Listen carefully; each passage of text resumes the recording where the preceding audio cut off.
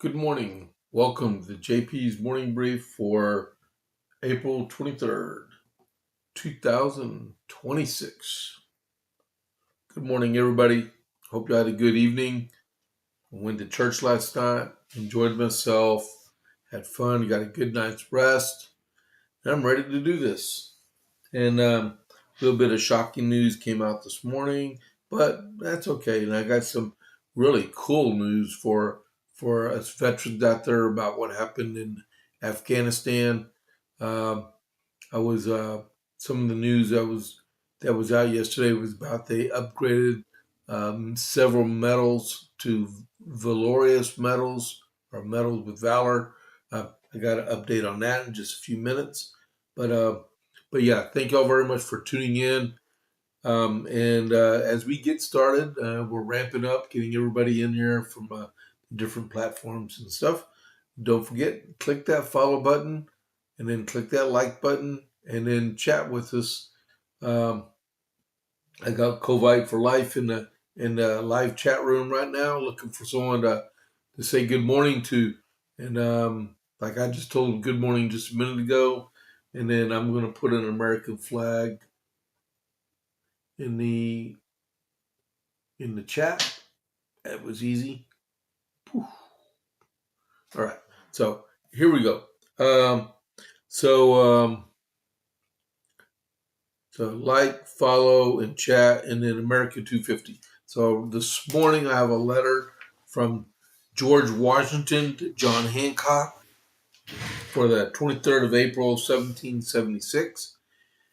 Sir, in a letter which I had the honor to receive from Congress some considerable time ago, they were pleased to ask what rank the aide camps bore in the Army, from which I concluded they had adverted to the extraordinary trouble and confinement of these gentlemen with a view to make them an adequate allowance.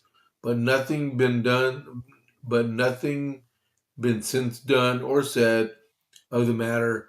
I take the liberty, unsolicited by and unknown to my aide de camps, to inform you, the honorable body, their that their pay is not by any means equal to the trouble and confinement. No person wishes to save money uh, to the public than I do, nor no person has aimed more at it. But there are some cases in which parsimony may be ill placed, that this I take to be one. AD camps are persons in whom entire confidence must be placed. It requires men of abilities to execute the duties with propriety and dispatch, which there is such a multiplicity of business as must attend to the commander in chief, as such as a war army as ours. As persuaded I am nothing but the zeal of those gentlemen who live with me and act in the capacity for the great American cause and personal attachment to me has induced them to undergo the trouble and confinement that they have experienced since they became members of my family. I have, I have, I give into no kind of amusements myself. Consequently, those about me can have none, but are confined from morn till evening, hearing and answering the applications and letters of one and another, and will now, I expect, to receive pretty considerable addition as the business of the northern and eastern departments, if I continue here, must, I suppose, pass through my hands if these gentlemen had some relaxation from duty as other officers have in their common routine. There, uh, there would be no, there would be not be, there would not be so much in it.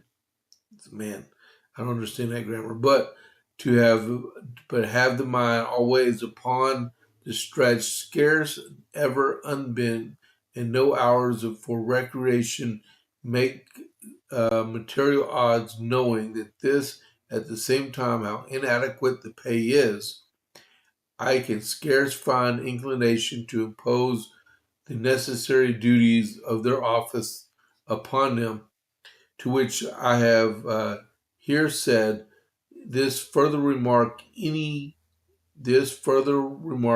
be made, that and is a matter of no small concernment to me in the consequences to the public, and that is that while the pay is hard and the pay is while the duty is hard and the pay is small, it is not to be wondered what if there should be a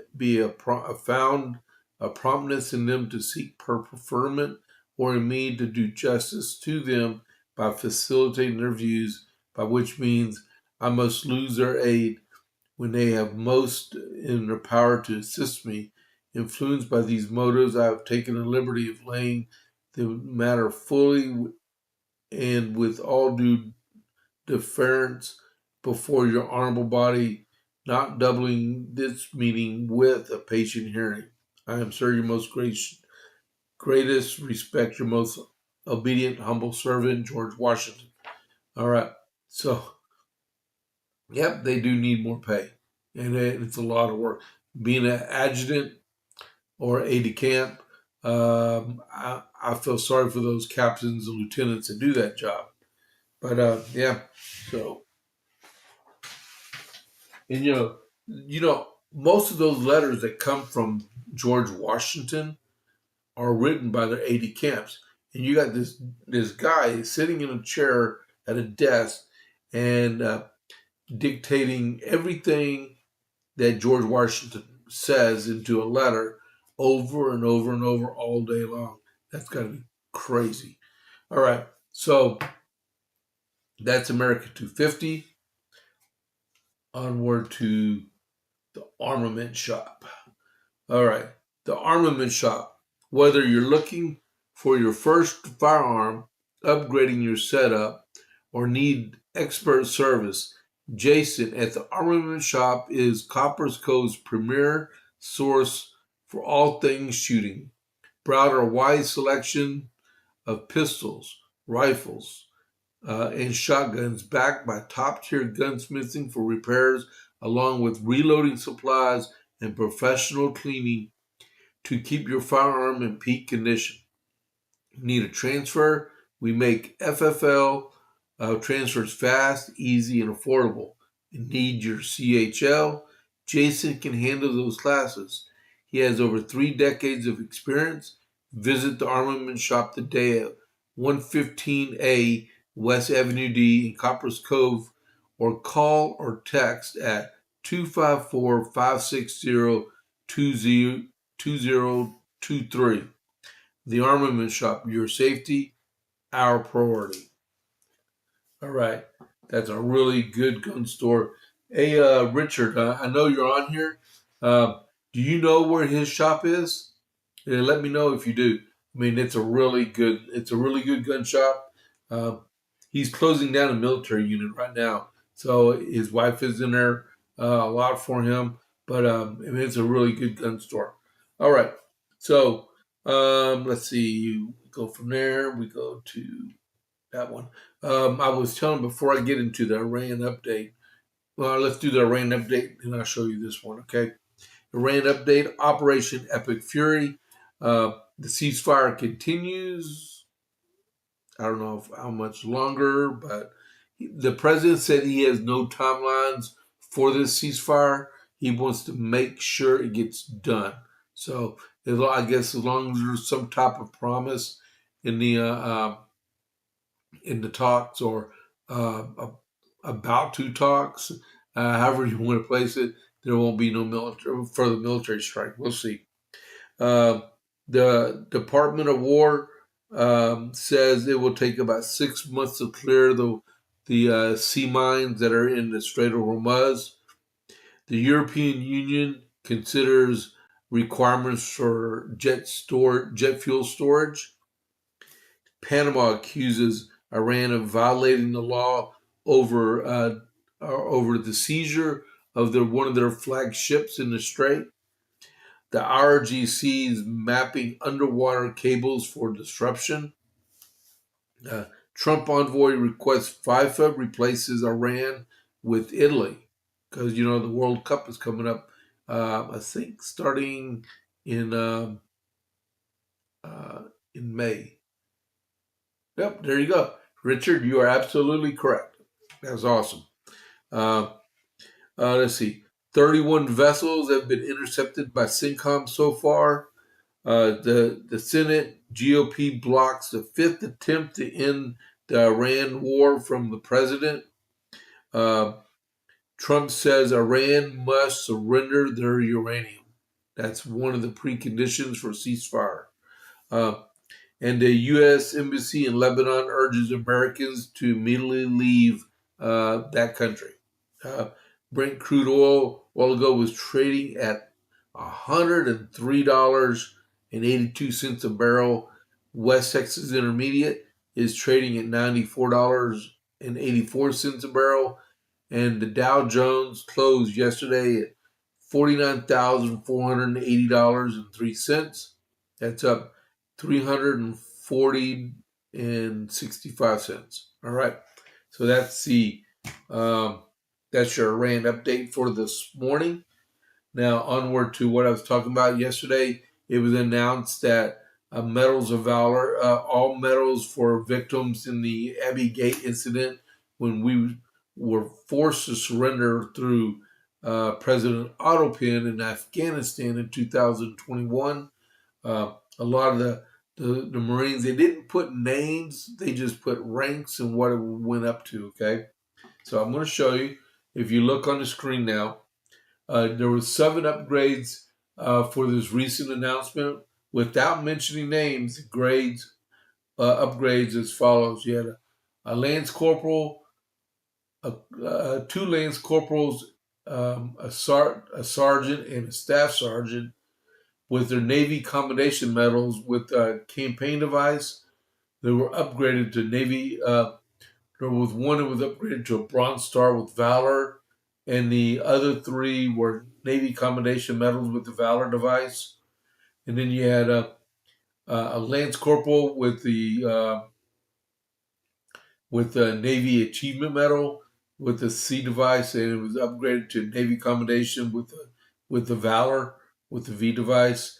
And then you had a sergeant from a Certificate of Commendation to a Navy Commendation Medal with the C device in it, and a sergeant with no award was upgraded to was awarded a Navy Commendation Medal. So that is an update from, because they've been doing a review on the on what happened at Abbey Gate, because it was a travesty. I read you do not want to read some of the comments I read on X about this. They laid into the former Secretary of Defense, Lloyd Austin. I mean, they obliterated him with comments because of the stuff that was happening under his watch as the Defense Secretary. And Joe Biden was no innocent person in this in the first place either, and neither was General McKenzie. I mean, it's a full-throated effort to get us out of Afghanistan, in which they should have. There were other routes they could have taken. Like I don't want to get into it too much, but instead of using Kabul, they should have had everything transferred up to Bagram because that was a more secure air base. I know because I've been to both places. Right. All right. So that's what happened. Part of the history of what happened in 2021, August 2021. All right. So let's go over first about, we were talking a little bit yesterday about the SPLC, the Southern Poverty Law Center, right? And these people are supposed to be a civil rights organization looking out for the rights of poor, ordinary, and a lot of minority people, and they're located in Montgomery, Alabama, right? Well, it was come out yesterday that they got indicted for fraud because they were using donor money uh, to fund extremist groups. Yes, you got that right.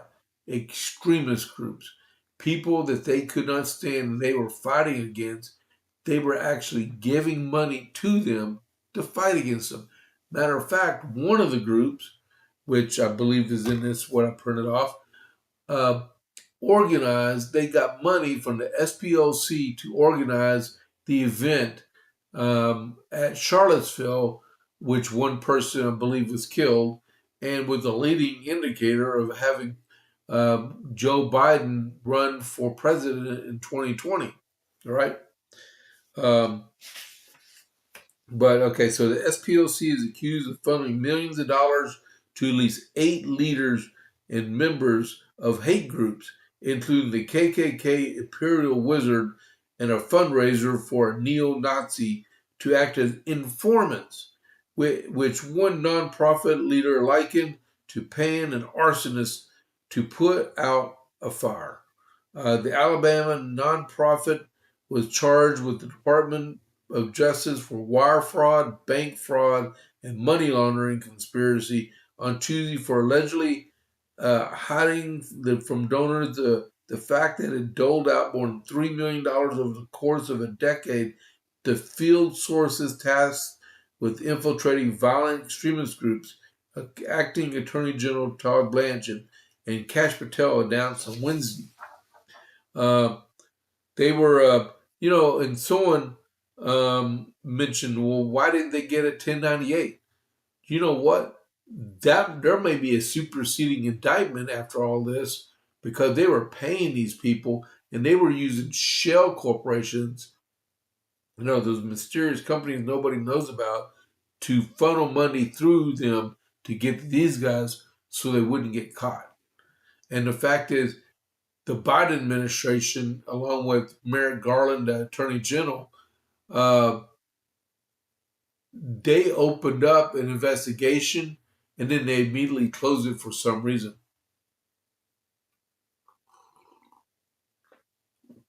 So I'm going to go over more of this later, but I want to show you who the companies were. Okay, so here we go. Among the informants identified, and I hope you're sitting down when I say this because you will be totally shocked about these people. All right?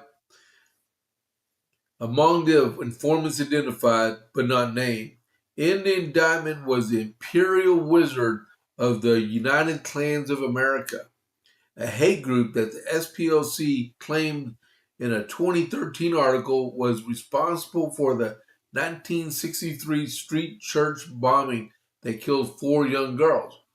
And they were cooperating and giving them money to operate. Several other people in leadership roles of the extremist groups were allegedly covertly being bankrolled by the SPLC, the court papers charge.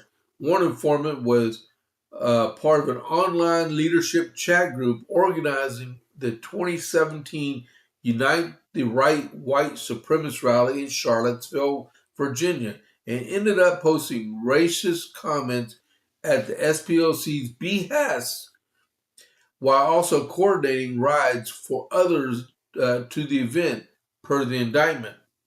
In total, the SPLC paid the informant $270,000 between 2015 and 2023. Could you imagine if you were that donor that donated $250,000 and find out proceeds from your donation went to pay confidential informants inside of a racist organization, and they were organizing events and coordinating with the SPLC? I would be ashamed and I would be furious at the same time, right? A veteran informant from, and they just said, oh, we were using them because we were using them as undercover people so we can see what's going on inside the organization. You know what? That is a role for law enforcement, for the FBI, for the United States Marshal Service, and places like that, not for a nonprofit company using shell corporations to pay people to go undercover. Yeah, like they're really undercover. Uh, a veteran informant for the Neo-Nazi National Alliance was paid $1 million over the same period and assisted the SPLC at one point by stealing 25 boxes of documents from the violent extremist group's headquarters. The filing alleges he worked as a fundraiser for the neo-Nazi group, according to the DOJ. The records formed the basis of the subsequent story of the nonprofit's Hate Watch blog, and then the SPLC paid a second informant of the same organization $6,000 to take the fall for the theft. The indictment claims $6,000 to get arrested. That's crazy. Another informant received $300,000 over 6 years from the National Socialist Movement and a member of the Aryan Nations affiliated Sadistic Souls Motorcycle Club. One former chairman of the National Alliance was paid $140,000 from 16 to 2023 while being featured as part of the nonprofit's Extremist Files. So they profiled this person in the Extremist Files for the SPLC and still paid him $140,000 for his efforts. Aryan Nations, KKK, the American Front. The exalted Cyclops in the KKK was outed as part of a prior court case for having received $3,500. He must not have needed money. But I heard someone yesterday saying that this may lead to the downfall of that organization because it's a crock, and they misappropriated, misinformed the nation just to get hundreds of millions of dollars from liberal activists all over the country, and to say at the same time they were manufacturing events to justify their existence. All right. We're at 6:52, and I just finished my first story. Wow. And then in Virginia, that's crazy, isn't that? Man, wow.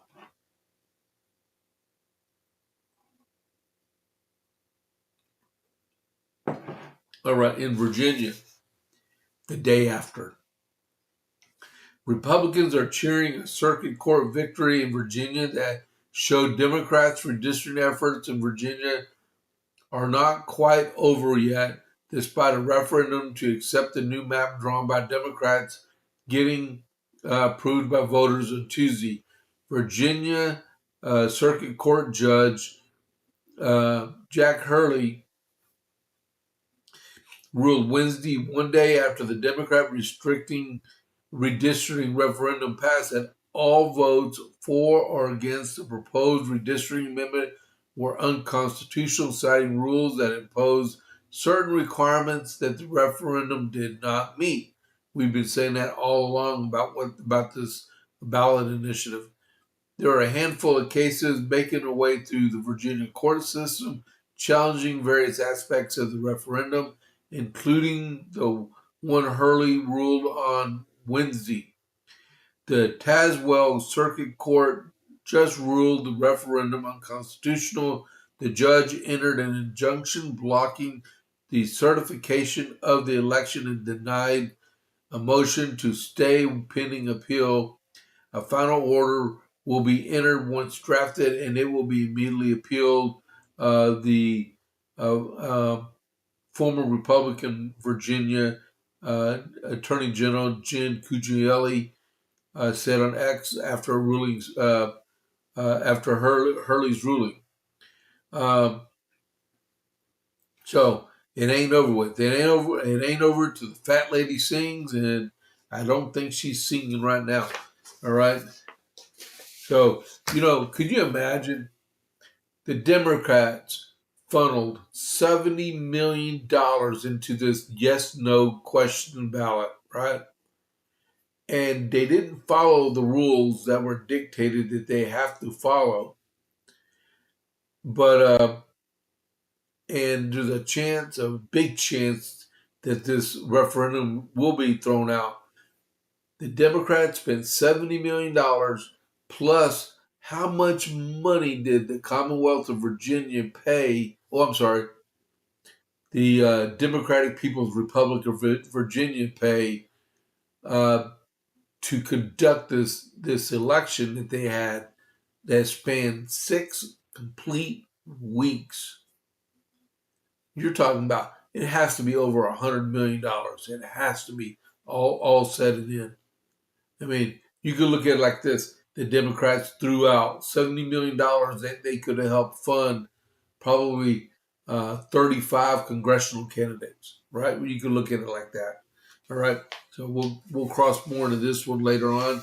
Navy Secretary John Phelan was fired yesterday for objecting to the president's vision for building a larger, faster, and completed more faster Navy fleet that we're trying to get built. And a Navy veteran and Vietnamese refugee, Hung Cao, he was a Navy commander, has been assigned from being the deputy Navy secretary to being the actual acting Navy secretary. All right.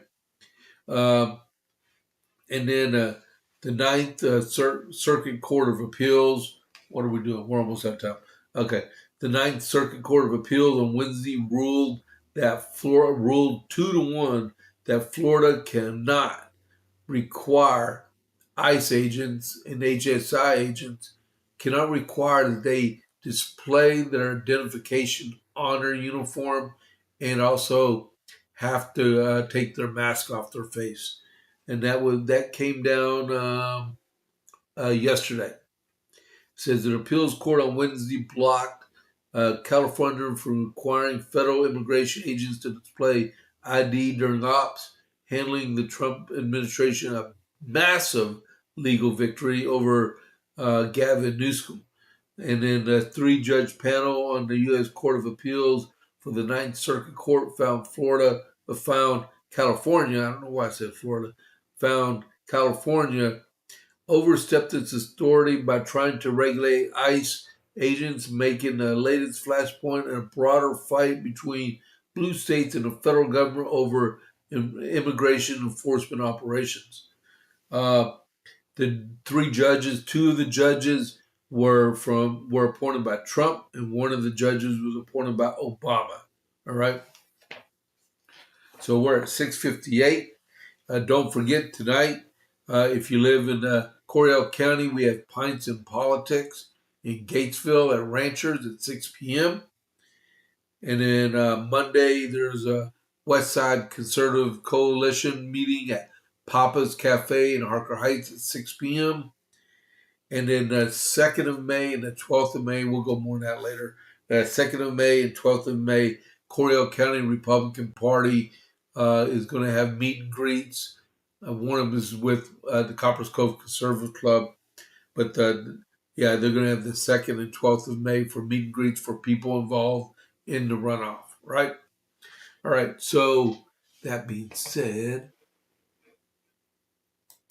let's see. Going to get ready to raid. Raid? Give me a second here. There we go. Maybe